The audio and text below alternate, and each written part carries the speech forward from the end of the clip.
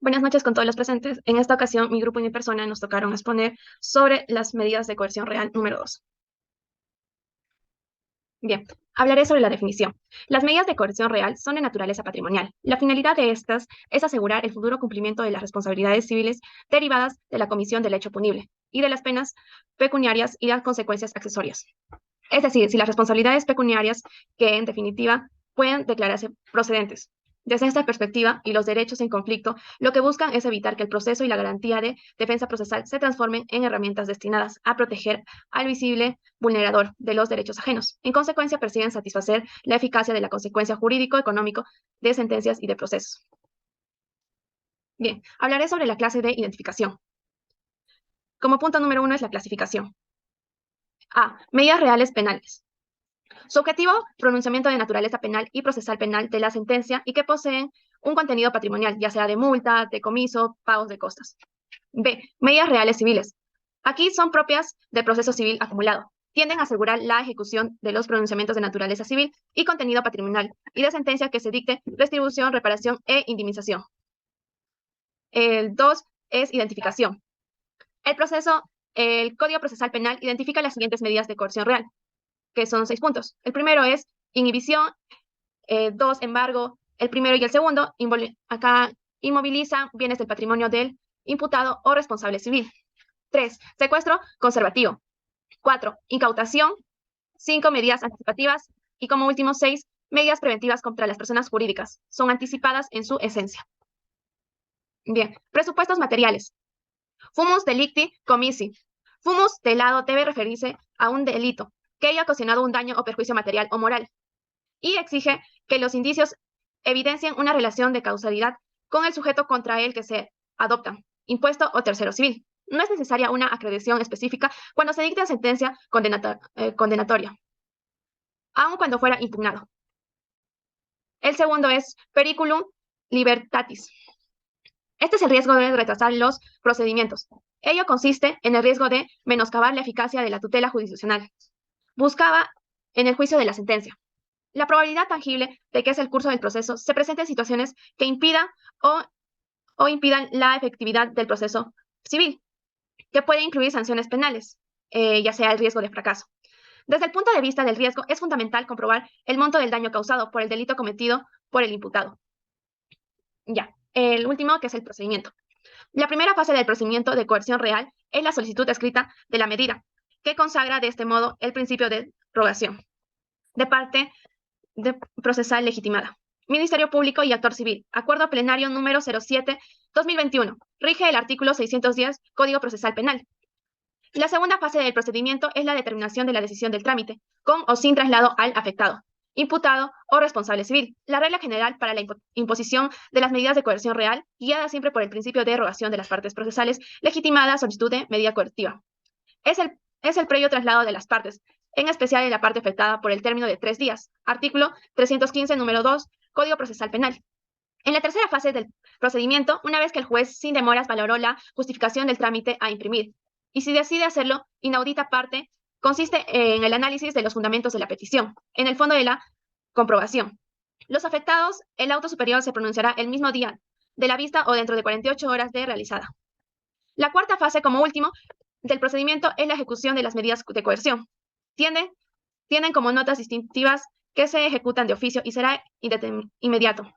Previamente se necesitará el cumplimiento de la contracautela. Según el artículo 304, se sancionará con la inadmisibilidad todo acto o petición destinado a dilatar o impedir la concretización de la medida. Una vez ejecutada la medida, cabe la notificación de las partes para su impugnación dentro del tercer día, sin efecto suspensivo. Bien. Hablaré sobre las medidas preventivas contra las personas jurídicas. El Código establece en el artículo 105 que si el hecho punible fuera cometido en ejercicio de la actividad de cualquier persona jurídica o utilizando su organización para favorecerlo o encubrirlo, el juez podrá aplicar todas o algunas de las medidas siguientes. Primero, cláusula de los locales o establecimiento con carácter temporal o definitivo. La cláusula temporal no excede de 5 años. Segundo, disolución de la sociedad, asociación, fundación, cooperativa o comité. 3. Suspensión de las actividades de la sociedad. asociación, fundación, cooperativa o comité por un plazo no mayor de 2 años. 4. La provisión a las sociedades, fundación, asociación, cooperativa o comité de realizar un futuro actividades de la clase de aquellas en cuyo ejercicio se hayan cometido, favorecido o encubierto el delito. La provisión podrá tener carácter temporal o definitivo. La prohibición temporal no será mayor de 5 años. Cuando algunas de estas medidas fueran aplicadas, el juez ordenará a la autoridad competente que disponga la intervención de las personas jurídicas para salvaguardar los derechos de los trabajadores. Otras disposiciones interesantes son las referidas a la que la persona jurídica deberá ser comprendida expresamente en el auto de apertura o ampliatorio. La posible aplicación de las consecuencias accesorias, independientemente y sin perjuicio que haya sido comprendido como tercero civilmente responsable, y la que establece que la disolución de las personas jurídicas se aplicaba siempre que resuelten la evidente, que fue constituida y operó solo para favorecer, facilitar o encubrir actividades delictivas, lo que denominan empresas de fachada. A continuación daré la palabra a mi siguiente compañera. Buenas noches, doctor y compañeros. Hoy les voy a hablar sobre las medidas cautelares de responsabilidad administrativa autónoma de personas jurídicas. Como el mismo nombre lo dice, recae directamente sobre la persona jurídica. Es decir, puede ser que recaiga en una empresa, en una organización o en una entidad que se encuentre bajo investigación por la comisión de un delito. Definitivamente es una medida cautelar importante porque permite asegurar que en caso de que la persona jurídica sea condenada por la comisión de un delito, se puede garantizar la reparación del daño que ha causado, la recuperación de los bienes obtenidos ilícitamente o el pago de multas impuestas. Son mecanismos legales que garantizan que las empresas o entidades jurídicas involucradas en un proceso penal asuman su responsabilidad en el mismo. Estas medidas se establecen en el artículo 313A del Código Procesal Peruano, el cual fue incorporado en el año 2016 como parte de una serie de reformas orientadas a mejorar la lucha contra la corrupción en el país. Este artículo establece que las personas jurídicas pueden ser sujetas a medidas cautelares de responsabilidad administrativa autónoma en los procesos penales en los que se investiguen delitos cometidos en su nombre o en su beneficio, o que les hayan permitido también su comisión. Estas medidas pueden ser adoptadas tanto en la fase de investigación como en la fase de juicio oral y tienen como objetivo garantizar la reparación de los daños causados por los delitos cometidos por la persona jurídica, así como prevenir también la continuación de estas actividades. Es decir, las medidas cautelares de responsabilidad administrativa autónoma de personas jurídicas está estipulada en el artículo 313A del Código Procesal Penal peruano, el cual nos da supuestos previstos en la ley que se regulan estas medidas por el delito de cohecho. ¿Y qué es el delito de cohecho? Este delito se trata cuando le entregan o reciben dinero, regalos o favores a un funcionario público con el fin de que ellos incumplan ciertas funciones que son obligaciones propias de su trabajo. Están relacionadas sobre todo al ejercicio de la función pública. Este artículo, durante el proceso penal, el fiscal puede solicitar al juez de manera preventiva que se apliquen estas medidas cautelares de responsabilidad administrativa autónoma contra la persona jurídica imputada. Siguiente diapositiva, por favor. Estas medidas pueden consistir en la suspensión temporal de las actividades de las personas jurídicas, la intervención de sus bienes, la prohibición de contratar con el Estado o la disolución y liquidación de la persona jurídica. Cabe resaltar que estas medidas cautelares solo pueden ser aplicadas cuando existan suficientes indicios de la comisión del delito por parte de la persona jurídica. Para sintetizar esta idea, algunas medidas cautelares de responsabilidad administrativa son las que ven en las diapositivas. La suspensión temporal de actividades, que por lo general son aplicadas cuando se determina que la actividad realizada por la persona jurídica está vinculada con el delito investigado y que hay riesgo que dicho delito se siga cometiendo. Dicha suspensión se puede dar de manera total o parcial y eso depende de las circunstancias de caso y también de la gravedad del delito. Luego tenemos a la medida de la cláusula temporal o definitiva, que va de la mano con la que ya he mencionado. Se aplica cuando la actividad realizada por la persona jurídica es ilícita, contraria a las normas de la sociedad y también cuando va en contra de los principios de la ética, al igual que el anterior, puede ser temporal hasta que se realizan las investigaciones necesarias o definitivas, que es cuando ya se comprobó la responsabilidad de la persona jurídica. También el juez puede optar por la intervención judicial, que se da en casos de gravedad. El juez ordena la intervención judicial de la persona jurídica y eso implica que designe a un administrador judicial para que se encargue de la gestión de la empresa o de la entidad de tal forma que se pueda garantizar que las actividades necesarias continúen y eviten que nuevos delitos sean cometidos. Por último, vemos a la figura del embargo preventivo. Se puede aplicar cuando se determina que la persona jurídica tiene bienes que podrían ser utilizados para reparar los daños que ha causado el delito. El embargo preventivo tiene como objetivo asegurar que estos bienes no sean objeto de enajenación o gravamen mientras dure el proceso penal. Siguiente diapositiva, por favor. En esta diapositiva vemos las características de las medidas cautelares de responsabilidad administrativa autónoma del Perú. Vemos que son independientes de las medidas medidas cautelares patrimoniales, a pesar que las podemos ver en el mismo proceso penal. Las medidas cautelares de responsabilidad administrativa autónoma buscan prevenir la continuación ilícita por parte de las personas jurídicas. En cambio, las medidas cautelares patrimoniales garantizan la reparación de daños que ya se causaron. Se pueden dictar en cualquier momento del proceso, inclusive antes de dictar sentencia. Se puede adoptar las medidas preventivas para que de esa manera se evite que la persona jurídica involucrada continúe con las actividades ilícitas. Se pueden aplicar en cualquier tipo de delito, siempre y cuando la persona jurídica esté involucrada en el mismo. Pueden ser delitos contra la administración pública, delitos ambientales, económicos y otros. Una de las medidas cautelares de responsabilidad administrativa autónoma que se puede dictar es la suspensión de actividades de la persona jurídica involucrada en el proceso penal para que de esa forma se pueda prevenir que no exista la continuación de las actividades ilícitas. En pocas palabras, las medidas cautelares de responsabilidad administrativa autónoma en el Perú son independientes a las medidas patrimoniales. Se dictan en cualquier momento del proceso. Se pueden aplicar en cualquier tipo de delito y puede que se dé la suspensión de actividades y se pueda modificar en cualquier momento del proceso. La adopción de medidas cautelares de responsabilidad administrativa autónoma sin duda es un tema muy importante en nuestro país, ya que permite la protección de derechos de las víctimas, aseguran el cumplimiento de las obligaciones de los funcionarios públicos. Eso hace que haya una mayor eficacia contra la lucha de la corrupción. Muchas gracias. A continuación, mi siguiente compañera. Continuaré la exposición hablando sobre el tema de la pensión anticipada de alimentos. Esto está regulado en el artículo 314 del Código Procesal Penal peruano, en el cual indica en su primer inciso que en los delitos de homicidio, lesiones graves, omisión de asistencia familiar, prevista en el artículo 150 del Código Penal, violación de la libertad sexual o delitos que se relacionen con la violencia familiar, el juez, a solicitud de la parte legitimada, impondrá una pensión de alimentos para los directamente ofendidos que, como consecuencia del hecho punible perpetrado en su agravio, se encuentran imposibilitados de obtener el sustento para sus necesidades. Igualmente, en su inciso 2 señala que el juez indicará el monto de la asignación que el imputado o el tercer civil ha de pagar por mensualidades adelantadas, las que serán descontadas de la que se establezca en la sentencia firme. Es decir, que conforme vaya dando el imputado, al final de la resolución final, se hará un descuento para saber el monto exacto que le falta abonar. Ahora, como fuente doctrinaria, tenemos lo señalado por la autora en Derecho Rosa Mejía, en el que indica que la pensión anticipada de alimentos tiene como finalidad resarcir el daño causado cuando los directamente ofendidos han quedado en desamparo y no pueden solventarse por sí solos. A consecuencia del hecho punible es que causó este estado de insolvencia alimentaria. Esto quiere decir que la pensión anticipada de alimentos busca asegurar el interés del niño, garantizar el sustento económico de los hijos, ya que esto permite cubrir sus necesidades básicas como alimentación, vivienda, educación y atención médica. Ahora bien, respecto a las medidas cautelares en la asignación anticipada de alimentos, como aporte doctrinario está lo señalado por Ledesma, que indica que la asignación anticipada de alimentos pertenece a la tipología de las medidas cautelares temporales sobre el fondo. Estas se denominan así en la medida en que anticipan exactamente lo que presumiblemente va a ser el pronunciamiento final en el proceso principal. Iniciado un proceso de alimentos, el demandante puede, si acredita con determinado grado de certeza de su derecho, solicitar una asignación alimenticia provisional. Por lo tanto, la medida cautelar en la pensión anticipada de alimentos desempeña un papel fundamental, ya que garantiza la protección inmediata de los derechos del hijo y evita que sufra posibles daños o perjuicios. Asimismo, contribuye a mantener su estabilidad económica e incentiva el cumplimiento de la obligación y también agiliza el proceso legal. En relación a lo señalado en las medidas cautelares temporales sobre el fondo, esto quiere decir que ah, el imputado podrá, a través de esta medida, se busca de que el imputado dé de manera anticipada de una resolución final que vaya dando las mensualidades, ya que de igual modo con la sentencia firme, de igual modo va a tener que dar.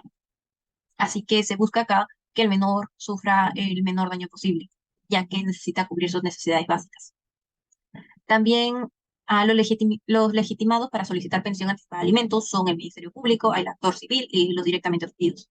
En relación al Ministerio Público, tiene la potestad de solicitar la pensión anticipada de alimentos cuando no se haya constituido el actor civil. Asimismo, deberá demostrar el estado de necesidad del hijo y que no pueda solventar su subsistencia por sí mismo para poder obtener la pensión anticipada de alimentos. También otro sujeto procesal es el actor civil. Este se apersona al proceso solamente respecto a la reparación, solamente respecto a la medida anticipada, a la pensión anticipada de alimentos. Asimismo, deberá probar que el menor se encuentra en un estado de necesidad. Y también otro sujeto es los directamente ofendidos. Los actores civiles de la pensión anticipada de alimentos son los denominados ofendidos. Estos deberán acreditar que han quedado imposibilitados los medios para sustentar sus necesidades básicas, ya que si no pueden cubrir su alimentación y se encuentran en un estado de indefensión, Es decir, que no puedan solventar sus gastos por sí solos. A partir de lo señalado, los directamente ofendidos son los hijos menores incapaces y los hijos mayores incapaces. Ahora bien, ahora los legitimados para dar la pensión anticipada de alimentos es el imputado. En este caso será alguno de los padres que incumple su deber de pasar las mensualidades, la manutención del hijo. En relación a la determinación del monto, ah, esto es que durante la tramitación del proceso se tiene en cuenta los aspectos legales relacionados con los gastos. Es decir, que estos gastos son inaplazables, ya que existe una ponderación de derechos que deben ser satisfechos a través de la reparación del daño causado, es decir, a través de la valoración del daño. Por último, como aporte jurisprudencial, encontré este recurso de casación 1542-2020 de Lima Norte. Esta resolución es acerca del incumplimiento de la asignación anticipada de alimentos, la cual puede constituir una causal para suspender la patria potestad. En este recurso de casación, en su 10º punto, se indica que, habiendo una sentencia firme, la madre no ha cumplido con las mensualidades que debía darle a su hija. Esta jurisprudencia establece que, por las consideraciones analizadas en este recurso de casación, se encuentra acreditado la configuración de los incisos analizados del artículo 75 del Código de los Niños y Adolescentes, los cuales constituyen supuestos de suspensión de la patria potestad, siendo esto un aporte jurisprudencial. Bueno, ahora le daré pase a mi siguiente compañero. Continuando con la exposición de mis compañeros, paso a explicar sobre la variación y la cesación de las medidas de coerción real en los procesos judiciales. Según el Acuerdo Plenario 1-2009, las medidas de coerción real son actos de autoridad plasmados a través de una resolución jurisdiccional y regidas por el principio dispositivo, mediante los cuales se aseguran las consecuencias jurídicas, económicas del delito y las costas procesales. Para abarcar en ese tema vamos a separar dos medidas. Una, la medida de coerción personal, y dos, las medidas de coerción real. En la medida de coerción personal tenemos, por ejemplo, la prisión preventiva, la comparecencia, la internación preventiva, el impedimento de salida y la suspensión preventiva del derecho. Y en las medidas de coerción real, que también motivo de nuestra investigación en el curso, son todos aquellos que recaen directamente sobre el patrimonio del imputado o los limitan. Esto impide que durante la tramitación del proceso el imputado pueda disponer de estos a fin de incumplir con el aspecto económico de la sentencia, dentro de los cuales tenemos al embargo, el orden de inhibición, el desalojo preventivo, las medidas anticipadas, las medidas preventivas contra las personas jurídicas, la pensión anticipada de alimentos y la incautación. La variación de las medidas en el embargo se da en función de las circunstancias específicas y del desarrollo del caso. Algunas variaciones están como por ejemplo en la ampliación del embargo, y en este caso se da cuando hay nuevos bienes relacionados con el imputado o el delito durante el proceso. Entonces aquí se puede solicitar la ampliación del embargo para incluir nuevos activos, y esto tiene como objetivo asegurar que todos los bienes relevantes estén protegidos y disponibles para el cumplimiento de eventuales obligaciones económicas. Como punto número 2 tenemos la evaluación de la proporcionalidad.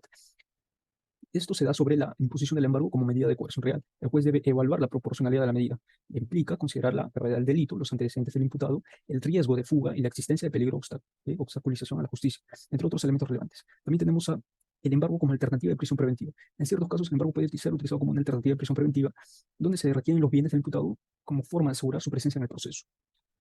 También tenemos la evaluación, la reducción o levantamiento de modificación ante el juez. Aquí se presenta fundamentaciones y pruebas que demuestren un cambio en las circunstancias o una falta de proporcionalidad en la medida. El juez entonces evaluará dicha solicitud y decidirá si procede o no el levantamiento o modificación del embargo. También tenemos variación en el orden de inhibición, como por ejemplo,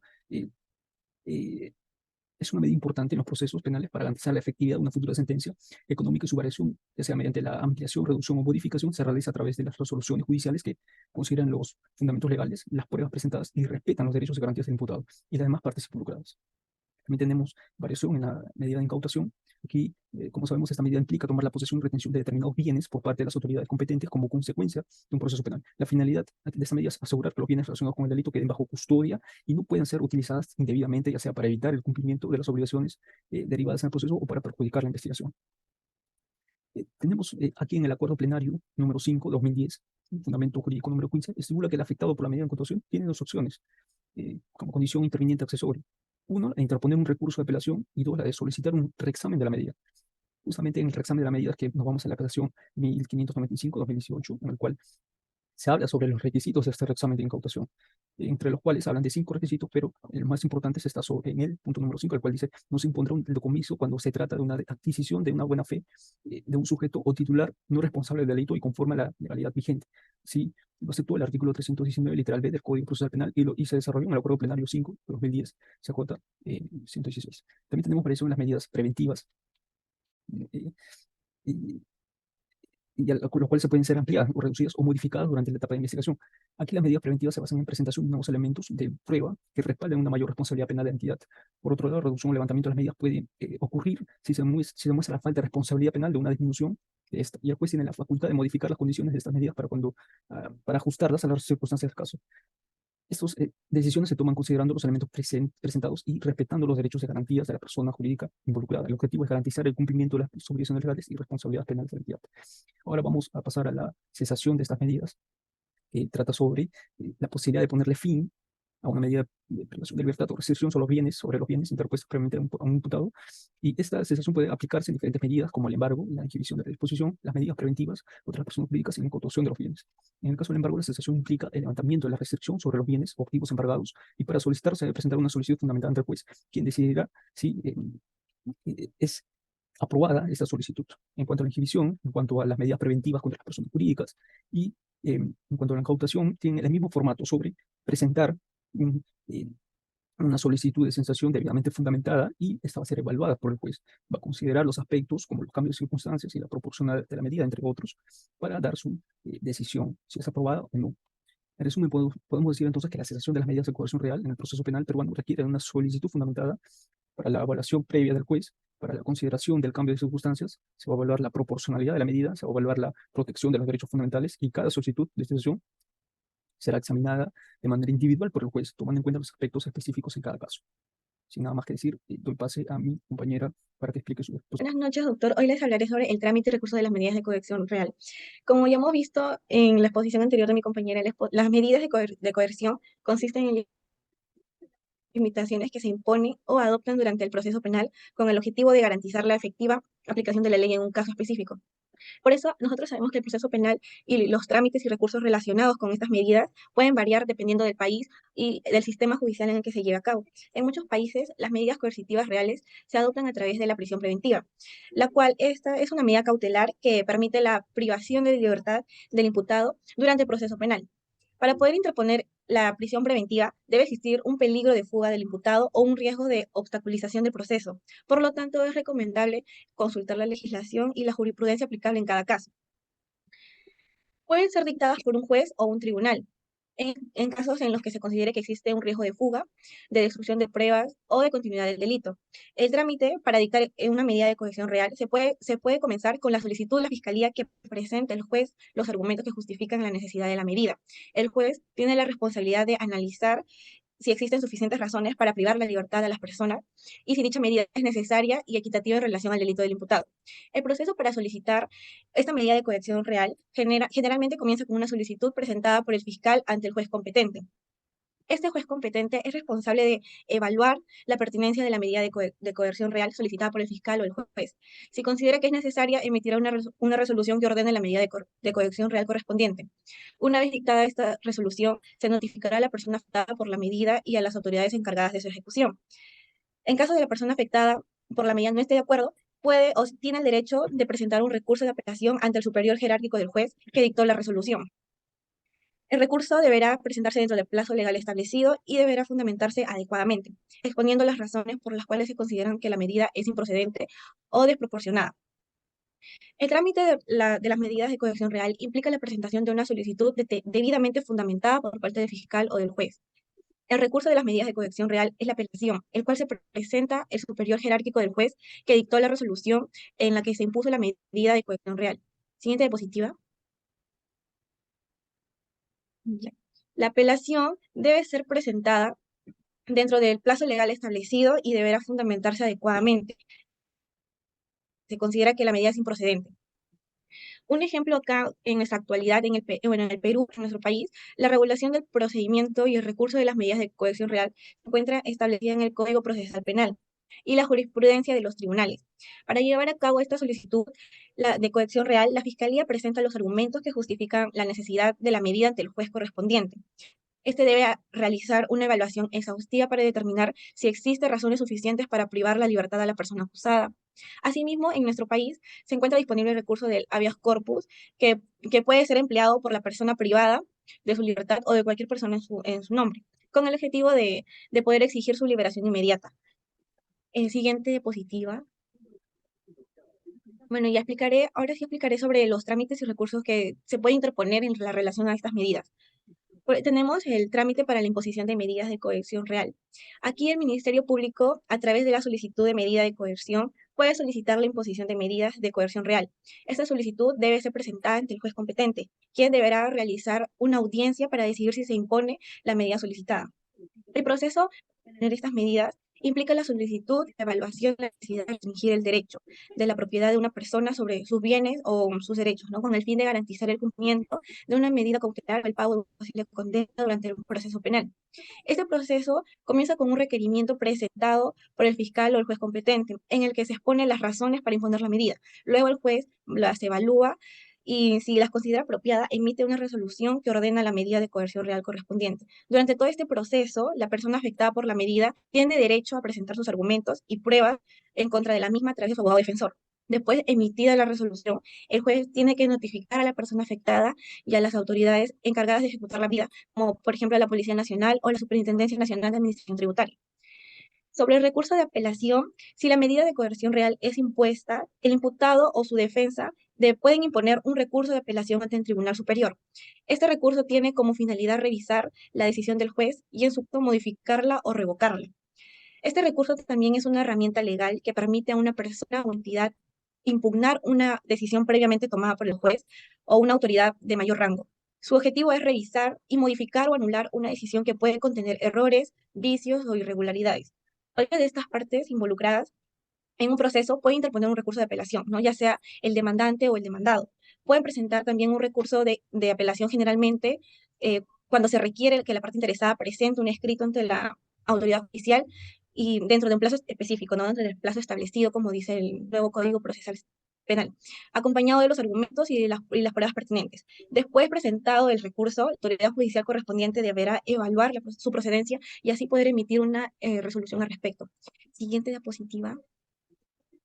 Bueno, por último, para concluir, hablaré sobre el recurso de revisión, ¿no? Si la medida de coerción real es confirmada, la defensa del imputado puede presentar un recurso de revisión ante el mismo juez que impuso la medida.